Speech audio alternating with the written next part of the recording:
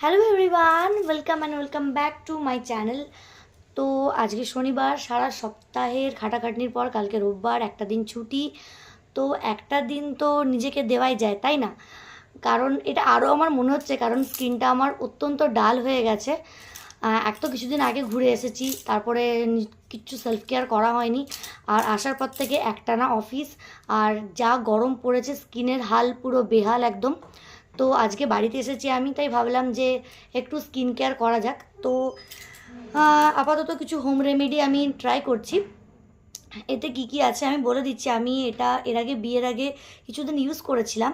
বাকি আমার মতো ল্যাথখোর মেয়েদের যা হয়, কোনো জিনিসে কন্টিনিউ করা হয় না। বাট যে কবার আমি এটা ইউজ করেছি, ততবার এটা স্কিনে আমার খুব ভালো একটা রেজাল্ট দিয়েছে।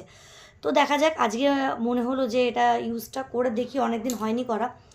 তো যাই হোক, এটাতে আছে হচ্ছে বেসন, একটু গুঁড়ো হলুদ, দুধের সর, আর একটু র মিল্কও হালকা নিয়েছি।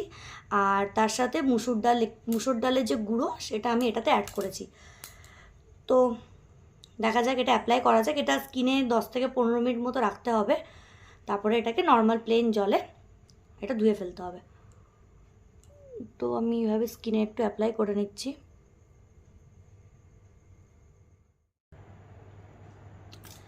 এখন 10 মিনিট একটু এটাকে হালকা ড্রাই করে নেব, 10 থেকে 15 মিনিট। তারপরে প্লেন জলে মুখটা ধুয়ে আসবো। Till then, tata.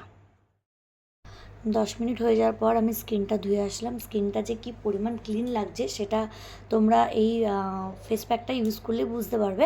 আর এগুলো তো প্রত্যেকটাই হোম রেমেডি, তো এগুলো তোমাদেরকে কন্টিনিউ করতে হবে। অ্যাটলিস্ট উইকে 2 to 3 টাইমস এটা যদি তোমরা কন্টিনিউ করো, তোমরা একটা হিউজ ডিফারেন্স নিজেদের স্কিনে বুঝতে পারবে।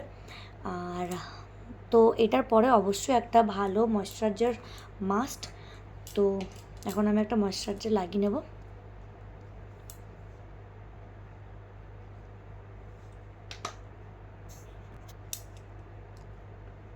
ভালো করে ময়েশ্চারাইজারটা লাগিয়ে নেওয়ার পরে, যেটা সবথেকে বেশি ইম্পর্ট্যান্ট, সেটা হচ্ছে একটা প্রপার স্লিপ।